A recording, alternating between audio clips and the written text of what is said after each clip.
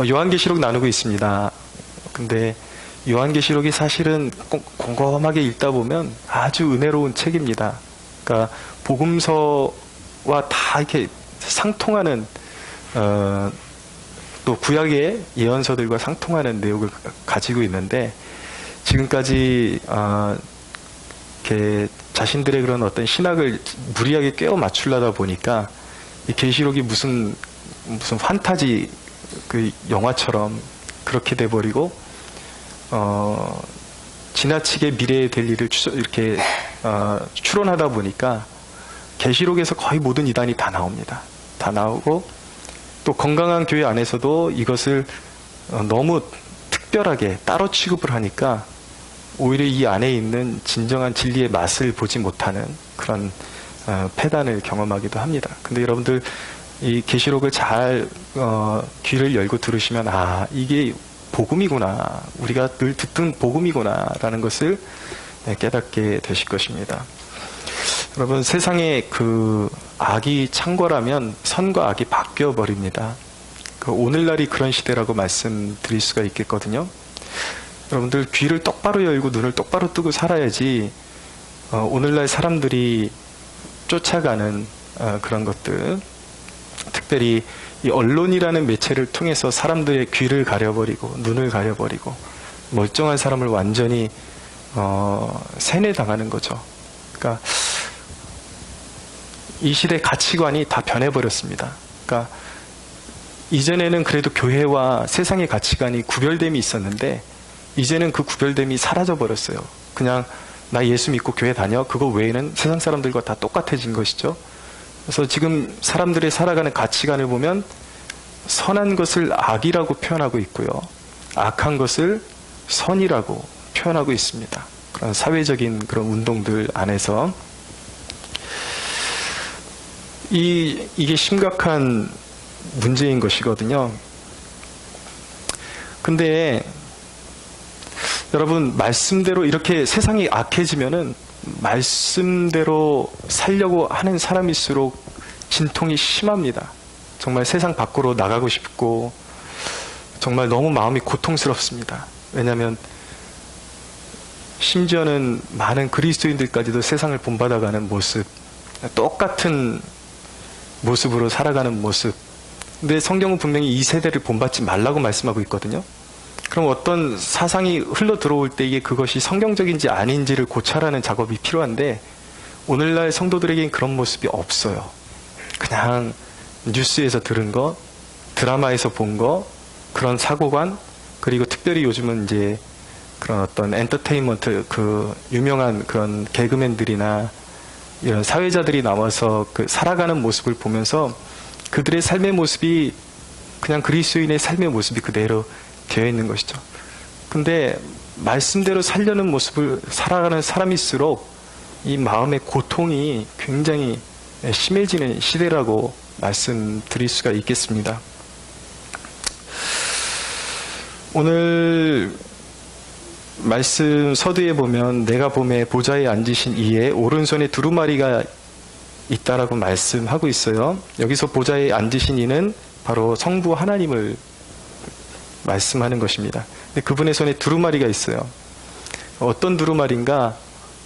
세계의 그런 구속 역사와 심판을 이루어 가실 하나님의 계획, 마지막 세대의 심판을 실행하시고 마무리하실 계획이 다 들어있는 두루마리라고 말씀드릴 수가 있습니다. 근데 문제는 뭐냐면 이게 7인으로 봉인이 돼 있어요.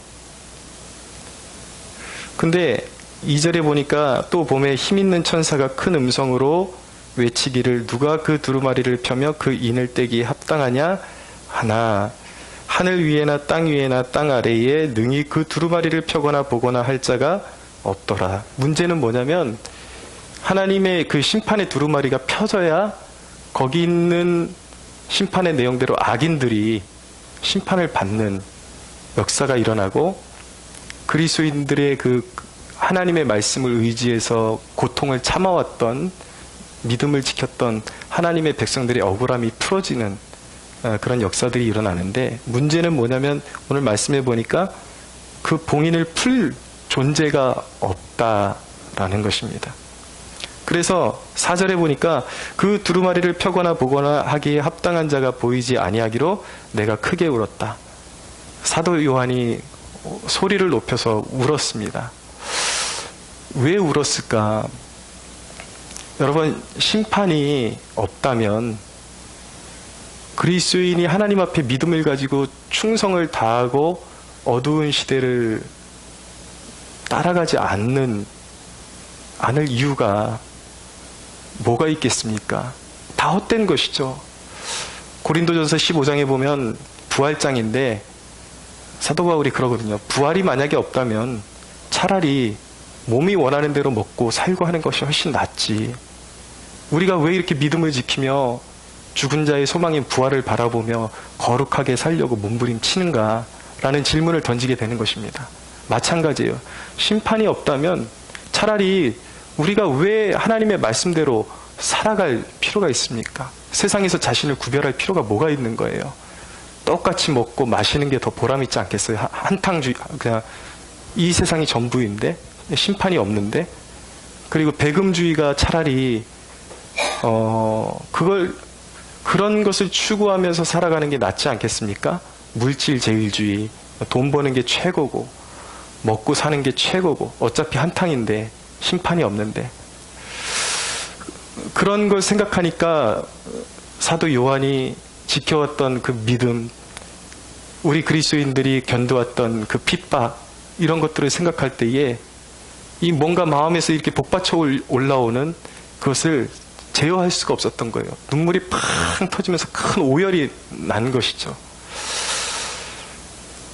여러분, 지금 이 세대가 이렇게 하나님의 뜻과 역방향으로 가고 있는데 우리가 사람들에게 욕먹어가면서 진리를 전하고 이런 것이 심판이 없다면 무슨 가치가 있겠습니까? 그렇기 때문에 사도 요한이 펑펑 울고 있었던 것입니다.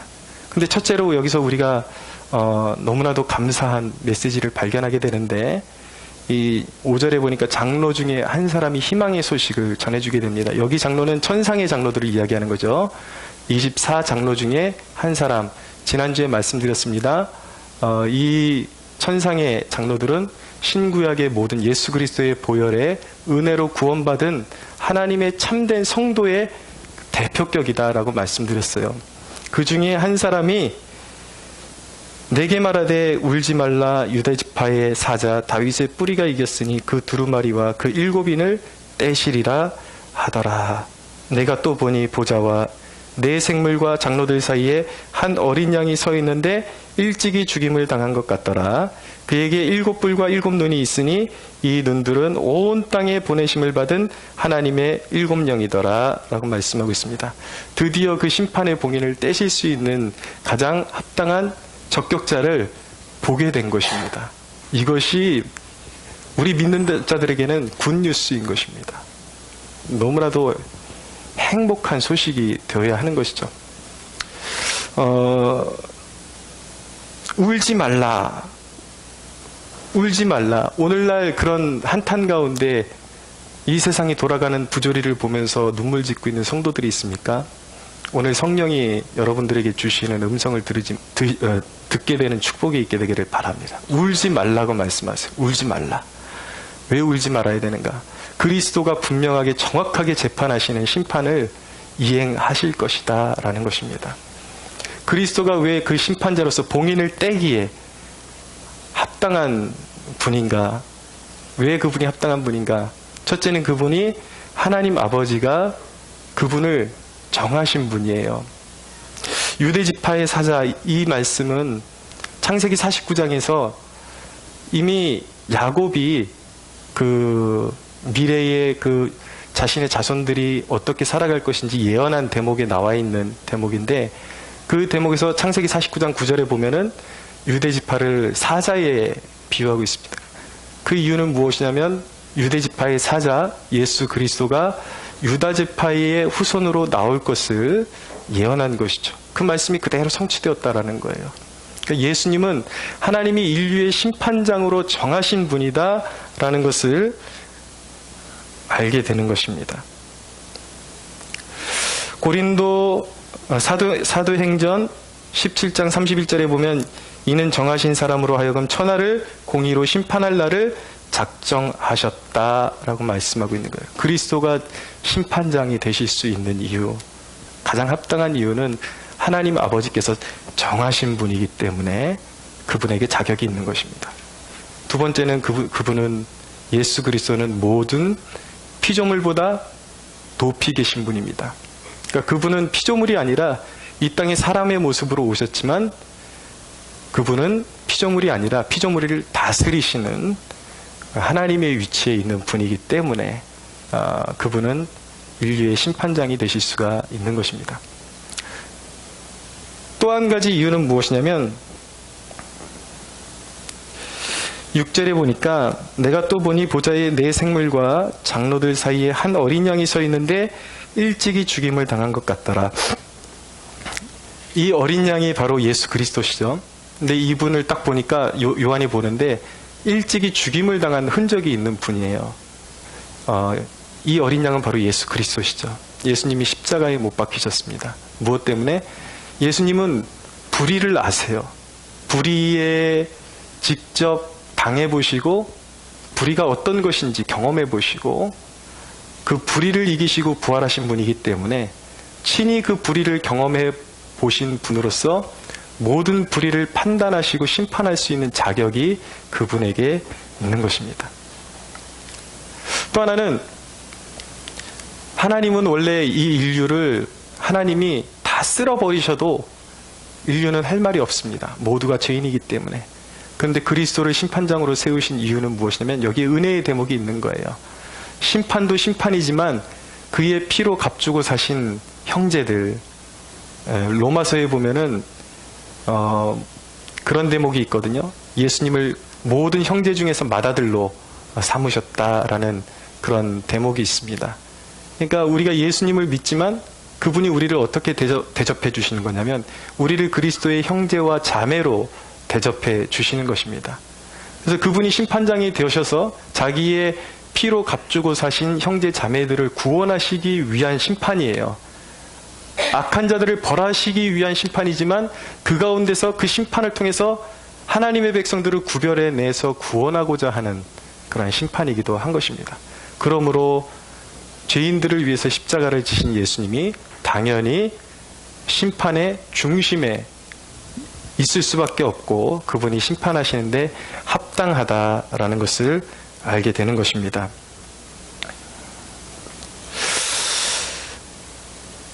여러분, 예수 그리스도의 모습을 보면요, 6절에 보니까 그가 7뿔을 가지고 있어요. 그리고 7눈이 있습니다. 자, 여기서 뿔이 상징하는 것은 무엇이냐면 힘을 상징하는 것입니다. 권세. 그래서 여러분들이 요한계시록을 읽을 때 이것을 문자적으로 그냥 눈에 보이는 대로 읽게 되면 회개한 책이 되는 거예요. 그러니까 이 단어에서 나오는 상징적인 면을 이해하지 못하면 굉장히 이상한 책이 될 수밖에 없는 것입니다.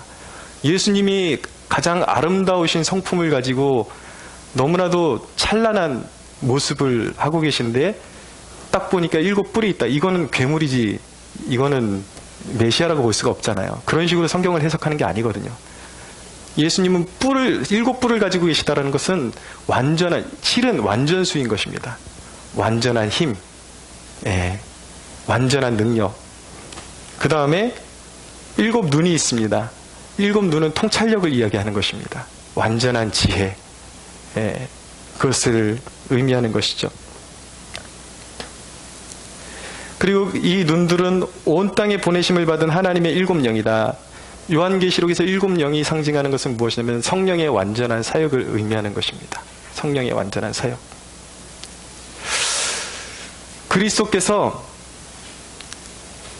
십자가를 지시고 죽음의 권세를 이기시고 성령으로 온 땅을 두루 감찰하시면서 악인들을 감찰하시고 모든 것을 거짓이 숨어있지 못하도록 다 드러내시고 그분이 모든 것을 아시기 때문에 그분은 의로운 심판장이 되실 수가 있는 것입니다. 할렐루야. 여러분, 그렇기 때문에 악이 창궐한다라는 것은요, 악이 창궐한다라는 것은 그들의 심판이 확정되는 것과 같다라는 의미를 가지고 있어야 하는 것입니다. 그러니까 우리가 세상을 바라볼 때 왜 하나님이 살아계신데 세상이 이 모양으로 돌아가는 것인가? 하나님은 주무시나?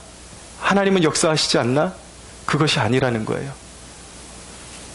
하나님은 하나님이 정하신 대로 모든 역사를 계속해서 정방향으로 이끌어가고 계십니다. 악이 창궐한 것은 무엇이냐면 그들의 그 행위를 그대로 놓아둠으로 인해서 그들의 행위가 하나님 앞에 완전히 드러남으로 인해서 그들을 정죄하는데 온전한 증거를 삼기 위해서 하나님께서 그들을 허락하시는 것입니다. 여러분, 그리스도가 인류의 심판장이 되신다라는 게 우리 믿는 사람들에게 참으로 행복한 이유가 돼야 되는 이유가 무엇이냐면요. 여러분들 요즘 이렇게 세상의 이슈가 온통 정치계로 쏠려 있으니까 알아듣기 쉽게 말씀드리면 세상에 어떤 부패한 사건이 발생하게 되잖아요. 특별히 이런 정계나. 그렇게 되면 특검을 발의를 합니다. 그러면 이제 그 정적들끼리 누가 특검의 검사로 발탁이 되느냐를 두고 굉장히 신경전이 발생을 합니다. 왜냐하면 이쪽 라인에 가까운 검사가 세워지면 거기에 유리한 판결을 내리기 때문이에요. 이쪽 라인에 가까운 검사가 세워지면 불리하게 되는 것이죠.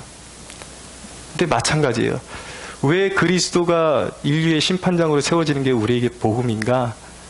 그분은 모든 악한 자들을 그들의 죄값대로 1.1에게 어떤 1%의 오차도 없이 벌을 내리실 수 있는 반면에 그분은 자신의 피값으로 사신 형제들을 대변해 주시고 우리의 연약함이 있지만 보호해 주시고 지켜주시고 구원으로 이끌어가는 분이시기 때문에, 그리고 하나님의 백성들이 당한 모든 억울한 일들을 그분이 알고 계시기 때문에 그리스도께서 인류의 심판장으로 세워진 것이 우리에게 복음임을 깨달을 수 있기를 원합니다.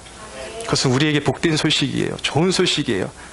예수 그리스도를 믿고 그분의 계명을 수많은 사람들이, 그리고 수많은 그리스도인이라는, 자칭 그리스도인이라는 이름을 가진 사람들이 말은 나는 그리스도께 속했다고 고백하지만 세상대로 살고 더럽고 오염된 것들을 옹호하는, 그렇지만 내가 믿음을 지켜왔단 말이에요.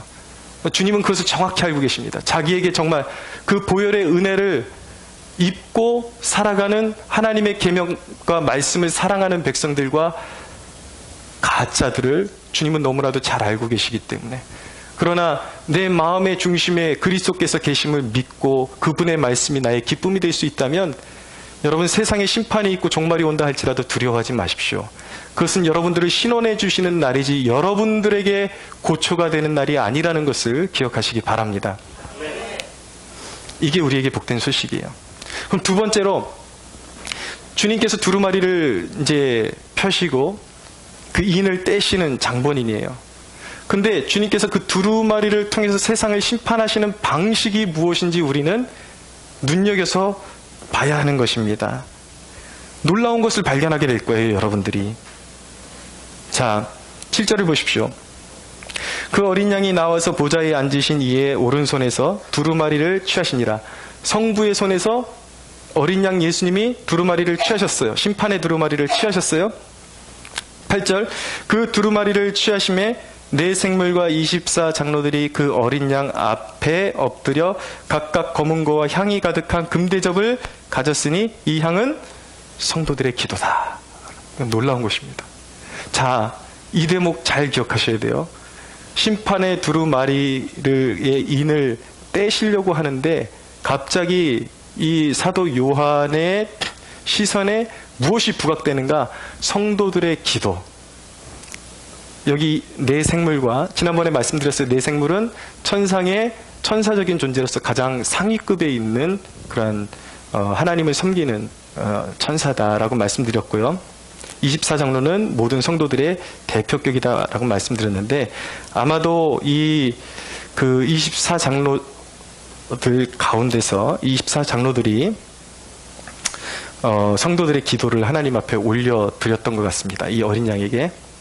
이 대목이 참 중요합니다. 기억하십시오.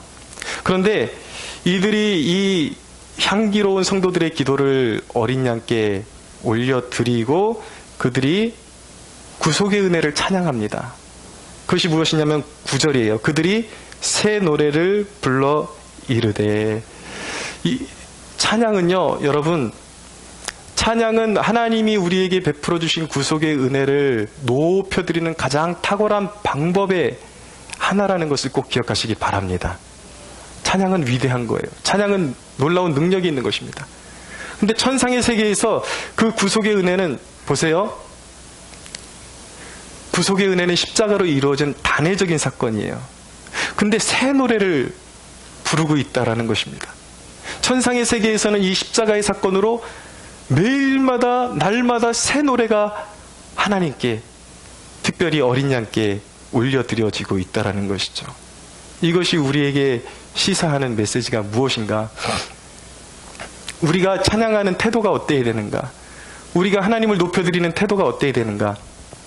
물론 새 노래라는 것은 말 그대로 작곡을 새롭게 하고 가사를 새롭게 하는 것일 수도 있어요.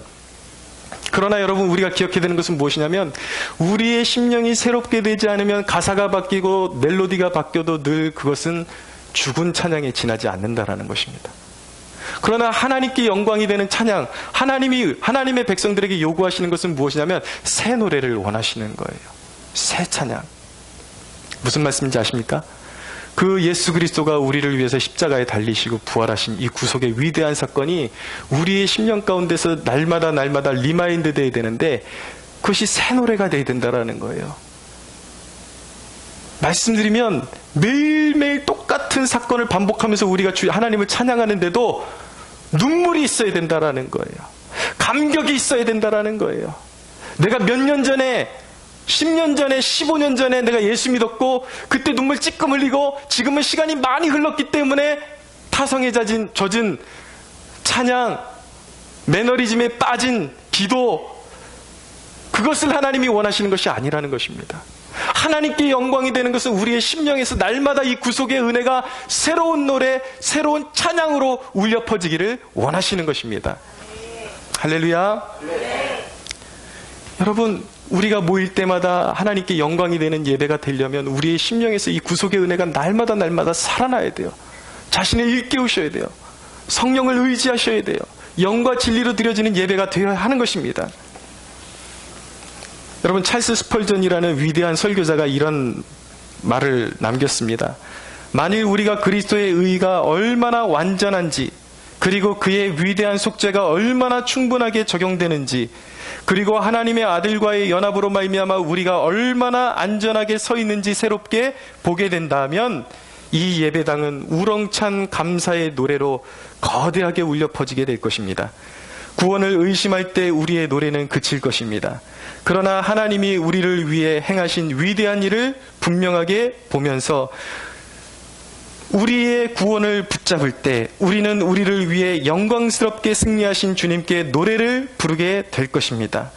다시 말하거니와 어떻게 우리가 노래하지 않을 수 있겠습니까?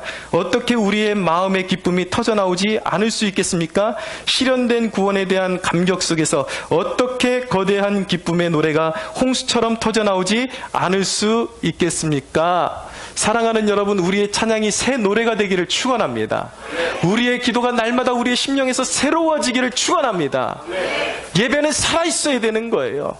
우리가 예배에 와서도 늘 죽어있고 형식의 메인 찬양, 건성의 찬양, 건성의 기도를 드린다라는 것은 무엇을 의미하는 것이냐면 하나님께 은혜를 바라지 않고 있다라는 것입니다.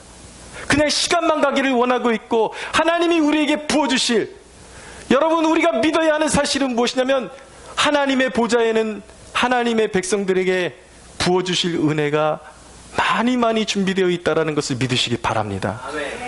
왜 우리가 은혜를 받지 못하는가? 사모하지 않기 때문에, 그분을 추구하지 않기 때문에, 우리의 찬양의 가사가 죽어있기 때문에, 우리가 하나님을 추구하지 않기 때문에 우리의 예배는 날마다 위축되고 기울어져 갈 수밖에 없는 것입니다. 여러분, 우리 교회는 작은 교회예요. 그러나 작은 교회라는 것이 예배가 죽어있는 원인이 될 수도 없고 되어서는 안 되는 것입니다. 부흥은 어디서 오는 것입니까? 여러분, 목마른 사람들은 무엇을 찾고 있습니까? 선한 꼴이 흐르는 곳을 찾고 있는 것입니다. 내가 먼저 예배자가 되고 내 마음속에서 구속의 감격이 살아날 때에 그 선한 영향력이, 선한 에너지가 내 주위 사람들에게로 퍼져나가게 될 것을 믿으시기 바랍니다. 저는 소원하는 것은 우리 캠퍼스 성막교회가 작지만 강한 교회, 예배가 살아있는 교회, 하나님이 우리의 예배를 받으시고 기뻐하시는 그런 교회가 되기를 소원하는 것입니다. 그렇게 새 노래를 불렀어요. 근데 이 새 노래의 그 내용이 무엇인가? 그리스도께서 피로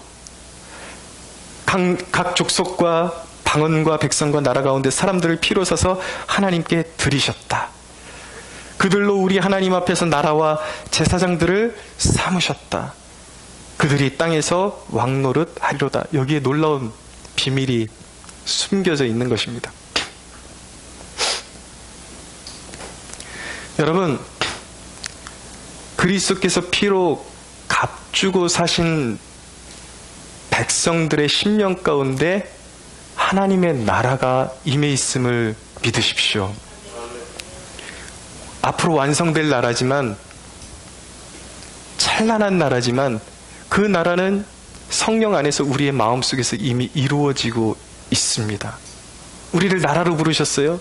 제사장으로 부르셨어요. 근데 놀라운 사실은 무엇이냐면, 여기서 주목해야 될 말씀이 뭐냐면, 이 땅에서 왕노릇 하리로다 라고 말씀하고 있는 것입니다. 무엇으로 왕노릇 하는 것일까요? 기도로 그리스도의 심판에 동참하는 다스리는 자, 왕노릇 하는 자로 우리를 부르신 것입니다. 이 심판의 두루마리를 예수 그리스도가 주도적으로 떼실 수가 있어요. 그분의 권한대로 심판하실 수가 있습니다.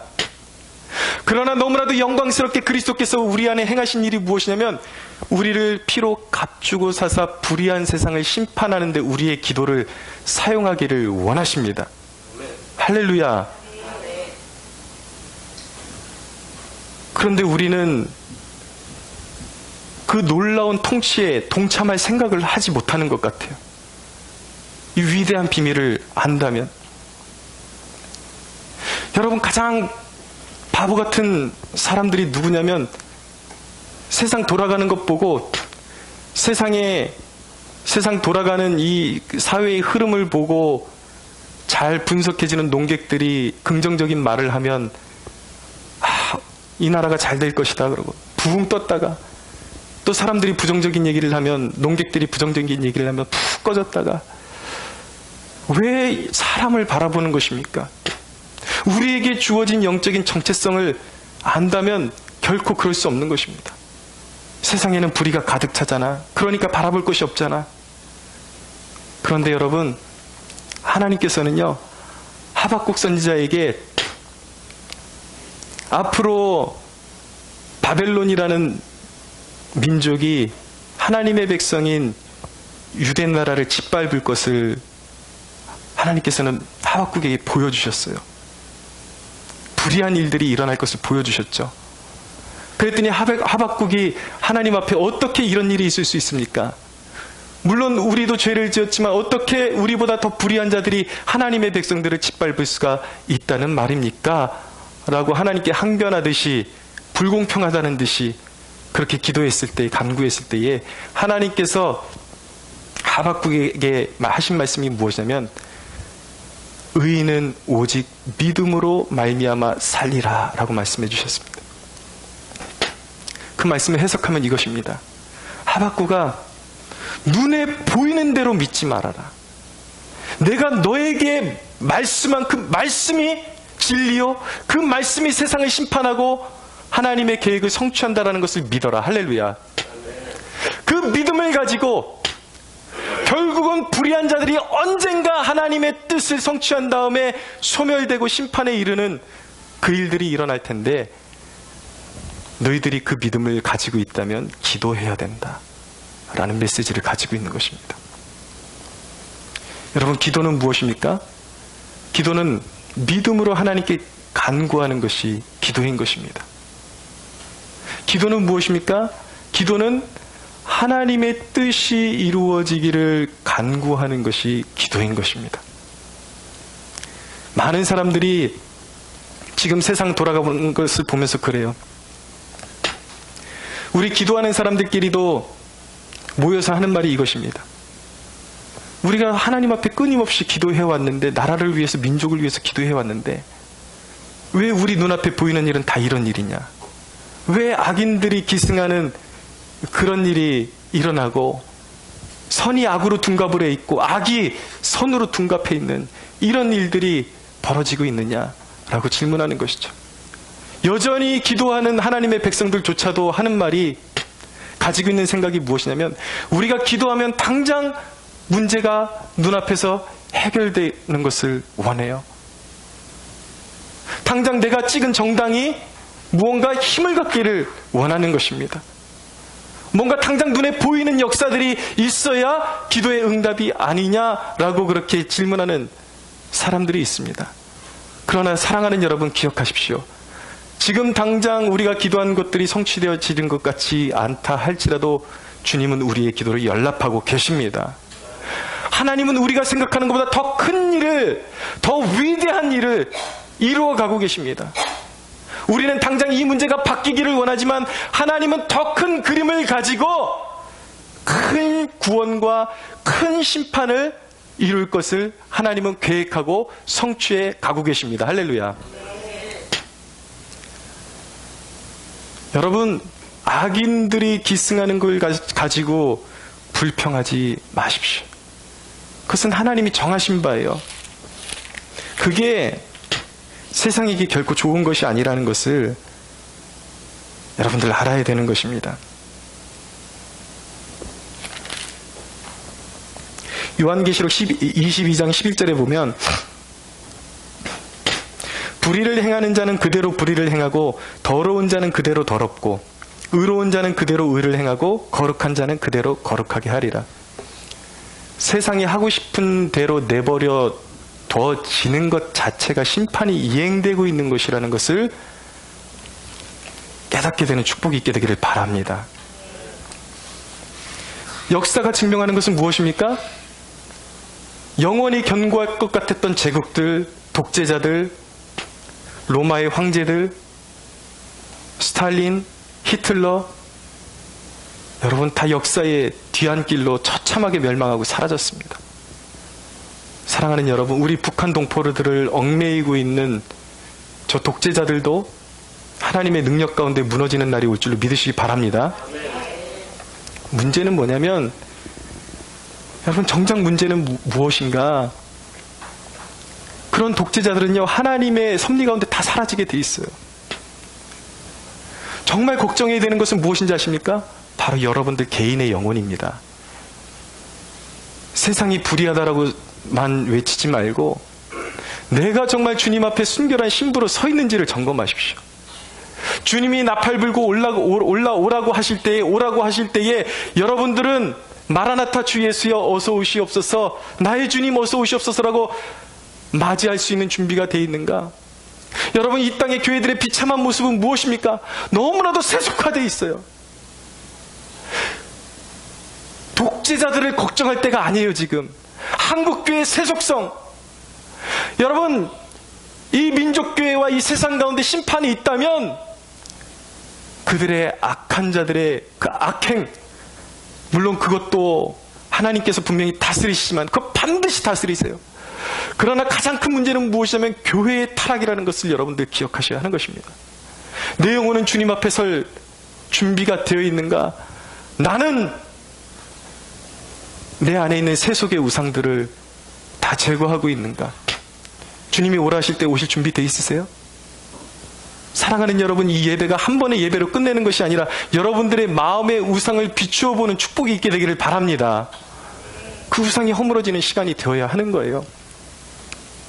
여러분, 기도하는 백성들은요, 주님의 통치에 참여하는 거예요. 왕 같은 하나님의 거룩한 자녀들로서의 정체성을 가지고 있는 것입니다. 우리에게 주어진 의무가 있습니다. 여러분들에게 주어진 의무가 있습니다. 그것이 무엇입니까? 기도로 다스리는 거예요. 여러분들에게 주어진 영역을 기도로 다스리는 것입니다. 여러분들이 기도로 여러분들의 가정을 다스리기를 원하시는 것입니다.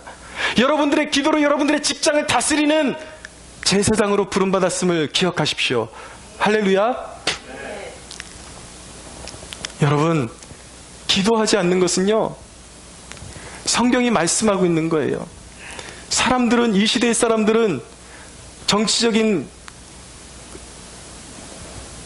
어느 편에 속했느냐에 따라서 알곡과 가라지가 갈라진다라고 생각하고 있어요. 물론 그렇습니다. 어느 편은 분명히 하나님의 전체적인 뜻과 멀어져 있는 쪽이 있는 것은 사실이에요. 근데 수많은 나는 바른 방향에 서 있다라고 생각하는 사람들이 기억해야 될 것은 무엇이냐면, 그 바른 방향에 서 있다라는 것이 여러분들의 구원을 담보하는 것은 아니라는 것을 기억해야 되는 거예요. 알곡과 가라지가 갈라지는 초점은 무엇인가? 기준은 무엇인가? 성경은 말씀합니다. 밤낮 부르짖는 나의 백성이라고 말씀하고 있어요. 세상의 그릇되게 돌아가면서 그 가슴 아픈 마음을 가지고 이 땅에 하나님의 공의가 실현되기를 원하는 마음으로 여러분들 기도의 자리에 계십니까? 왕 같은 통치의 자리에 계십니까? 기도하지 않는 백성은 하나님의 백성이 아니라고 말씀하고 있는 거예요. 냉정하게. 기도를 게을리하는 백성들은 하나님의 통치에 참여하고 있는 백성이 아닌 것입니다. 하나님이 원하시는 것은 무엇이냐면, 한숨지며 탄식하며 분노하며 염려하며 근심 가운데 빠져있기를 원하는 것이 아니라, 그 불의를 보고 있는가? 하나님의 백성들이요, 이 통치에 참여하라는 것입니다. 이 두루마리를 예수 그리스도께서 그 인을 떼시고 악인들을 심판하시고 하나님의 백성들을 구원해내시는데, 가만히 있지 말고 그 구원의 역사에 참여하기를 원하시는 것입니다. 할렐루야. 네. 여러분, 기도하지 않는 백성들은 에서와 같은 사람들이에요. 팥죽 한 그릇을 위해서 자기의 모든 인생을 팔아먹는 에서와 같은 불행한 사람들인 것입니다. 사랑하는 여러분, 아무리 바빠도 우리의 정체성을 잃어버려서는 안 되는 것입니다. 이제 세상이 더 깊은 고난으로 들어가는 때가 와요. 그럼 여러분들이 붙잡으려고 했던 그 무엇, 그것이 여러분들의 손에 남아있을 줄로 믿고 계십니까? 여러분들은 하나님의 통치의 역사에 참여하고 계십니까? 이게 얼마나 중요한 건지 아십니까? 하나님의 통치의 역사에 참여하고 있지 않다라는 것은 여러분들이 여러분들 또한 심판받을 수 있다라는 이야기를 지금 하고 있는 것입니다. 여러분들이 하나님의 백성으로 살아가고 있냐고요? 사랑하는 여러분, 아무리 바빠도 기도하는 일에 힘쓸 수 있는 여러분들이 되시기를 바랍니다. 하나님의 공의가 이 땅에 실현되고, 이 마지막 시대 가운데 하나님의 자녀들이 더욱더 믿음을 가지고 하나님 앞에 설 수 있도록 그렇게 기도할 수 있어야 하는 것입니다. 어영부영 믿을 생각하지 마십시오. 우리 앞에 얼마나 깊은 고난이 기다리고 있을지 우리는 아무도 몰라요. 지금 세상 돌아가는 이 판국을 보면 우리 앞에 어느 순간 우리가 그리스도인이라는 이름 때문에 칼자루가 목에 대져 있을지 모르는, 지금 우리에게 필요한 것은 다시 순교자의 마인드를, 목에 칼이 들어와도 주님을 배반하지 않을 자신이 있는가? 그리스도가 나에게 그렇게 전부인가? 점검하셔야 돼요. 여러분, 마지막으로 두 부류의 고백이 성경에 나타납니다. 11절을 보십시오. 11절부터 13절까지 한번 읽어볼까요? 시작. 내가 또 보고 들음에 보좌와 생물들과 장로들을 둘러선 많은 천사의 음성이 있으니 그 수가 만만이요 천천이라. 큰 음성으로 이르되 죽임을 당하신 어린 양은 능력과 부와 지혜와 힘과 존귀와 영광과 찬송을 받으시기에 합당하도다 하더라. 내가 또 들으니 하늘 위에와 땅 위에와 땅 아래와 바다 위에와 또 그 가운데 모든 모든 피조물이 이르되 보좌에 앉으신 이와 어린 양에게 찬송과 존귀와 영광과 권능을 세세토록 돌릴지어다 하니. 자, 첫째, 우리가 예수님의 보좌 주위로 생물들이 있고, 내 생물들이 있고 24 장로들이 있는데 그 주위에 또 누가 있는가? 수많은, 그 수가 만만이요 천천이라. 여기서 만만이라는 것은요, 만명이란 뜻이 아니에요. 완전수를 의미하는 것입니다. 셀 수 없는 무리의 천사들이, 하나님의 심판을 위해서 준비된 하늘의 군사들이 이렇게 많이 있다라는 것입니다. 여러분, 세상 가운데 침범받지 않는 유일한 도성은 오직 하나님의 도성뿐임을 기억하시기 바랍니다. 세상은 다 허물어지는 거예요. 천사들이 고백하는 내용이 무엇입니까? 오직 그리스도께, 어린 양께만 진정한 부와 힘이 있다라는 것입니다. 이것이 왜 이런 고백이 요한계시록에 나타나는지 아십니까? 요한계시록의 독자들을 위해서 쓰신 거예요. 당시에 최초의 독자들은 누굽니까? 로마의 제국, 로마는 영적으로 바벨론이라고 하는 것입니다. 이 바벨론 제국 아래서 신음하고 있는 하나님의 백성들에게, 그리고 너무나도 고통이 심해서 배교할까, 하나님을 버릴까라고 고민하는 성도들에게 다시 한번 용기를 주기 위해서 이런 고백이 나타나고 있는 것입니다. 너희들이 보고 있는 세상 권세, 세상 부, 바벨론의 부귀 영광 다 망하는 날이 올 것이야. 진정한 부와 권세는 누구에 있는가? 어린 양이신 예수 그리스도에게 있다라는 것입니다. 마지막으로 피조물이, 온 땅과 하늘 위에 있는 피조물들이 예수 그리스도를 높여드립니다. 피조물들이 그리스도를 높였다. 그리스도는 모든 피조물 위에 계시다. 모든 피조물도 그리스도께 복종한다라는 것이 이 말씀의, 이 본문의 골자예요.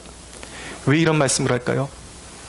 세상의 헛된 우상들을 섬기는, 피조물을 하나님처럼 섬기는 백성들에게 경각심을 주고, 헛된 것 따르지 말고, 헛된 것 섬기지 말고, 언젠가 만물이 그리스도께 복종하는 그때가 올 텐데 너희들이 심판에 빠져들어가서 멸망하는 일이 없도록 마음을 준비하라는 것입니다. 여러분들이 가지고 있는 슬픔의 이유가 무엇입니까?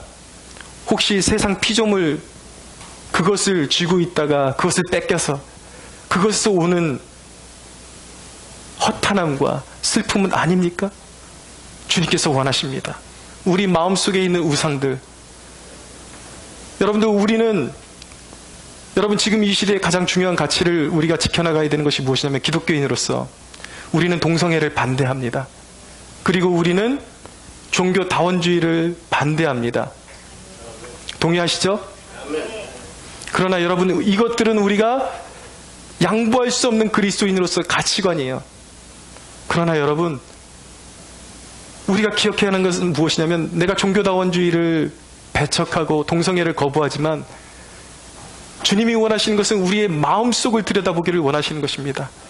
여전히 우리 안에 우러러보는 바벨론, 세상 부와 영광이 더 좋고 주님보다, 여러분 아직도 놓지 못하는 피조물, 주님보다 더 좋은 것, 돈이나 사람이나 연애나 직장이나 내가 추구하는 것, 여러분 우리의 영혼을 멸망하게 만드는 것이 바로 이런 것들이라는 것을 깨닫게 되기를 축원합니다. 여러분, 주님이 원하시는 것은 뭐예요? 만물의 심판장이 예수 그리스도이시다. 하나님의 백성들아, 세상을 바라보는 시각들을 이제는 모든 우상들을 벗어버리고 그리스도께 집중해라. 여러분 기억하십시오. 이제 마지막 때에 이 요한계시록의 말씀이, 지금 이 5장 다음이 뭐냐면, 이제 이 심판의 두루마리가 하나씩 펼쳐지기 시작합니다. 인이 하나씩 떼지면서 심판이 임하는 거예요. 중요한 것은 무엇이냐면, 그 심판 가운데 신실한 그리스도인들이 면제받는 것이 아니라 그 중앙에, 그 중심에 함께 있게 된다라는 거예요. 그러나 분명한 것은 무엇이냐면, 그 심판의 도중에 돈으로도 구원받을 수 없고, 사람으로도, 백으로도, 그 어떤 것으로도 구원받을 수 없지만 오직 예수, 온리 지저스, 예수님만 바라보는 하나님의 백성들은 그 심판 가운데, 그 징벌 가운데, 그 핍박 가운데 반드시 구원받게 된다. 할렐루야. 그러므로 여러분들의 손 가운데 손에 쥐고 있는 것들 가운데 세상의 심판의 바람이 불어오고 험난한 핍박의 바람이 불어서 다 날려가고 없는 것들, 마지막에 결국 여러분들을 잡아줄 사람은 잡아줄 분은 누구인가, 그것을 생각하라는 것입니다. 예수 외에는 없는 것입니다. 이 마지막 세대에 오직 예수만을 붙잡고 승리하는 여러분들 되기를 축원합니다. 주님께서 말씀하셨어요. 세상에서 너희가 환난을 당하나 담대하라, 내가 세상을 이겼노라. 여러분, 줄 서시려면 똑바로 서십시오.